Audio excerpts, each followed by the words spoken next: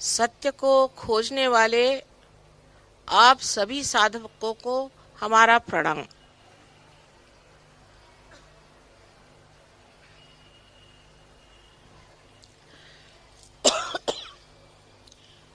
सत्य के बारे में हमें ये जान लेना चाहिए कि सत्य है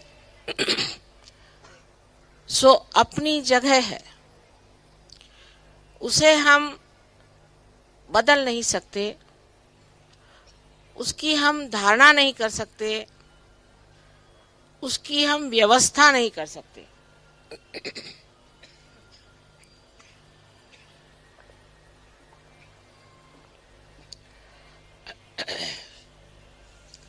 सबसे तो दुख की बात यह है कि इस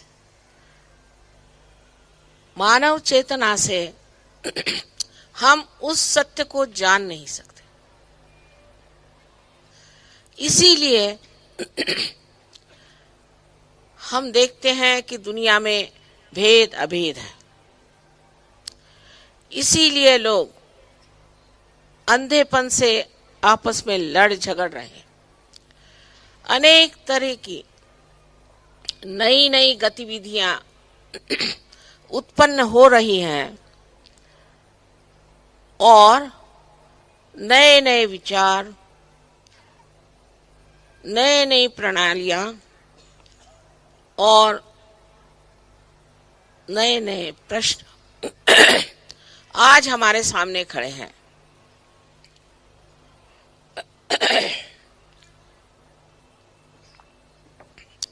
यह हमारे भारतवासियों का ही प्रश्न नहीं, ये सारे दुनिया का प्रश्न है।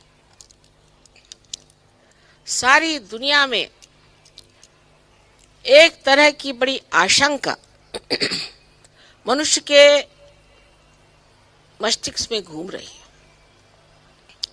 और वो आशंका ये है कि हम कहाँ जा रहे हैं और हमें क्या पाना है। जब मैं आपसे आज सारी बातें कहूंगी तो मैं आपसे ये विनती करना चाहती हूँ कि आप एक वैज्ञानिक ढंग से, एक साइंटिफिक ढंग से अपना दिमाग खुला रखें। जिस आदमी ने अपना दिमाग बंद कर लिया वो साइंटिस्ट हो ही नहीं सकता। और जो कुछ भी हम बात बता रहे हैं इसे एक धारणा, एक हाइपोथेसिस समझ करके आप सुनिए और अगर ये बात सिद्ध हो जाए तो इसे आपको एक ईमानदारी के साथ मानना चाहिए।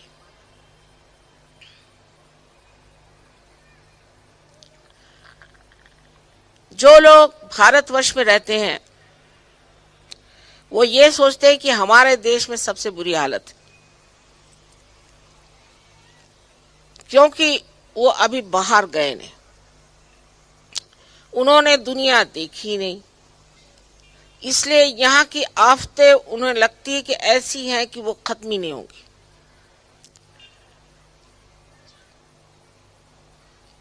लेकिन अगर आप जो प्रगल्भ देश हैं जिन्होंने साइंस में बहुत प्रगति कर ली उन देशों में जाइए तो आपको आश्चर्य होगा कि वहां किस तरह के प्रश्न खड़े हैं और किस आशंका से वो भयभीत है। अमेरिका में, जिसे कि हम बहुत प्रगल्भ देश समझते हैं, उस देश में 65% लोग मानसिक नर्वसनेस से परेशान हैं। आपको बहुत ही कम अमेरिकन ऐसे मिलेंगे जो बात करते वक्त आंख न मिचकाएं, नाक न सिकुड़े, बहुत मुश्किल। और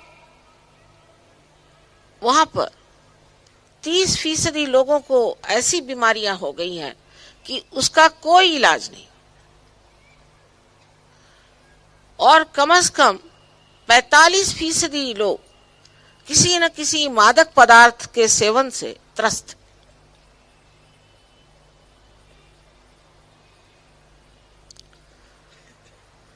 उनकी जो समस्याएं हैं वो आप तभी समझ सकते हैं जब उनसे त्रस्त लोग आपसे मिले और बातचीत करें। भौतिक दृष्टिया और साइंस से भी इन देशों ने बहुत प्रगति कर ली, और जो सबसे प्रगतिशील 3 देश हैं, स्वीडन, नॉर्वे जैसे, इन देशों के लोग, स्विट्जरलैंड में आपस में एक कंपटीशन हो रहा है कि कौन ज्यादा आत्महत्या करेगा। तो ये लोग जिन्होंने भौतिक इतनी उन्नति कर ली है, ये क्यों आत्महत्या करने और क्यों इतने दुखी है? क्या बात है, सोचना चाहिए। हमारे यहाँ तो बहुत ही कम लोग आत्महत्या करते हैं, मैंने करने के नहीं के बराबर। इसकी वजह क्या है? दूसरे, आप अगर अमेरिका चले जाएं तो आप कोई जेवर पहन के नहीं जा सकते। रास्ते में कोई भी आके आपसे जेवर छीन लेगा, पैसे छीन लेगा और देखते देखते लोगों को मार डालेगा। मैं लॉस एंजलिस में थी तो जिन डॉक्टर वर्लीकर के साथ में चल रही थी, उन्होंने मुझसे कहा कि माँ आप बिल्कुल दरवाजा बंद कर ले खूब अच्छे से और खिड़की चढ़ा ले और गर्दन नीचे झुका ले। मैंने कहा क्यों भाई, क्या बात? कहले इस रास्ते पर पिछले हफ्ते 11 आदमी मारे गए। मैंने कहा किस लिए? तो उन्होंने अमेरिकन इंग्लिश में कहा for the heck of it, यानी अपने ऐसे ही शौकिया, उठाई बंदूक मार दिया ठान से। मनुष्य के जीवन का कोई भी महत्व उन देशों में नहीं। जो लोग इस देश में रहते हैं, मैं ये नहीं कहती कि वो सुखी लोग हैं, नहीं, बहुत दुखी है। गरीबी है, भ्रष्टाचार है। यहाँ मैं पूना में आई तो जो देखो वो ही कहता था कि वो तो पैसा से वो नष्ट हो जाए। ऐसी प्रणालियां बनाते हैं जिससे वो नष्ट हो जाए। इसका कारण ये है कि साइंस बहुत एकांगी चीज है, एक तरफा चीज है। साइंस में प्यार, कविता, घर गृहस्थी, बाल बच्चे, समाज, इसका कोई भी विचार नहीं कर सकता। वो लोग कहते हैं कि हम तो यंत्रवत हो गए, बिल्कुल यंत्र हो गए, माइंडलेस, और हमें जीने में मजा क्या आएगा? हमें तो कुछ समझ में नहीं आता कि हम जैसे कोई गन्ने को आप मशीन से निकालें उस तरह से ठूठ जैसे हम बिल्कुल शुष्क हो गए। हमारे जिंदगी में अब रखा ही क्या?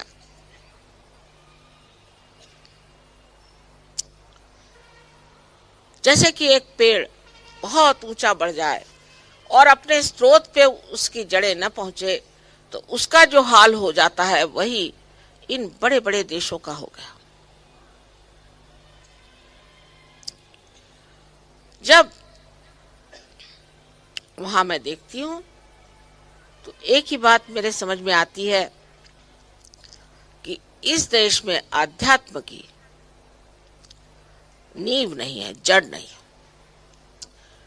बगैर आध्यात्म के अगर आप साइंस करेंगे तो आपका भी वही हाल हो जाएगा।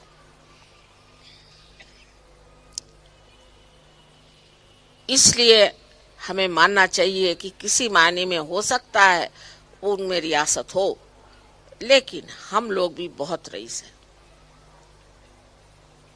खासकर इस महाराष्ट्र में जहां संत साधुओं ने कितना कार्य किया, हम लोगों के रोजमर्रा के बोलने में ही हम उनका उल्लेख करते।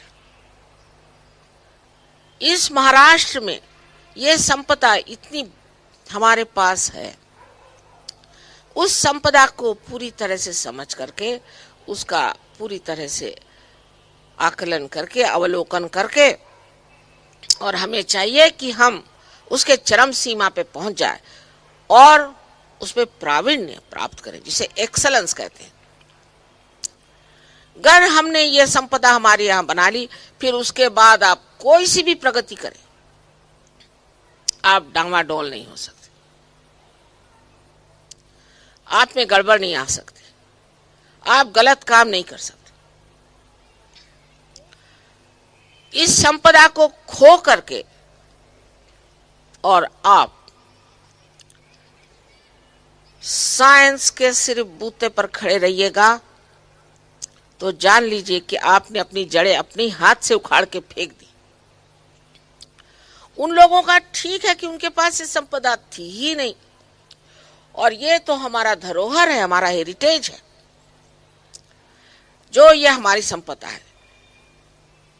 इस संपदा का मतलब ये नहीं कि हम किसी धर्मांधता की बात करें, बिल्कुल भी नहीं। हम सारे धर्मांधताओं के विरुद्ध में हैं, क्योंकि जब आपको अध्यात्म का लाभ हो जाता है तो आप स्वयं प्रकाशित हो जाते हैं। उस प्रकाश में आप देख सकते हैं कि धर्मांधता है या ये अंधश्रद्धा है। यहाँ हमारे भारतवर्ष में, विशेषकर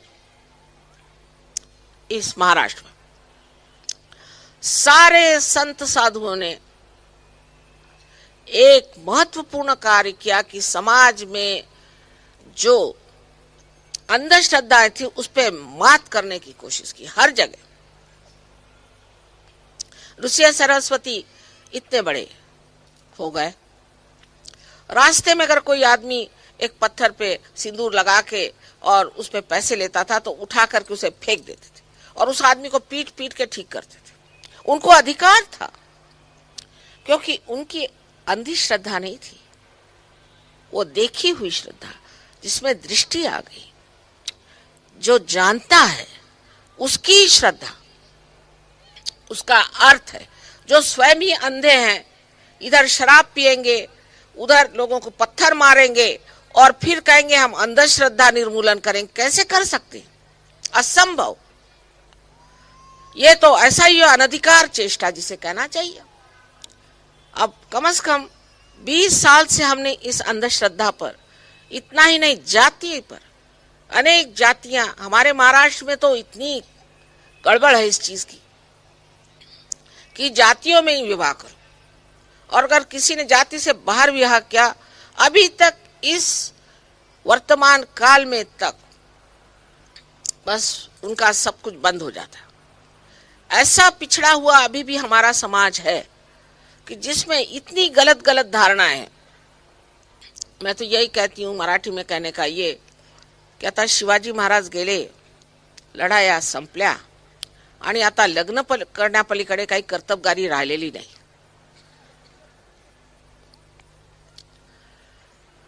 और उसी पे सारा ध्यान कि हमारी जाति क्या, तुम्हारी जाति क्या। जाति कोई परमात्मा ने बनाई हुई चीज है क्या? बिल्कुल भी नहीं। हाँ, ये जरूर कहा है, या देवी सर्वभूतेषु जाति रूपेण संस्थिता।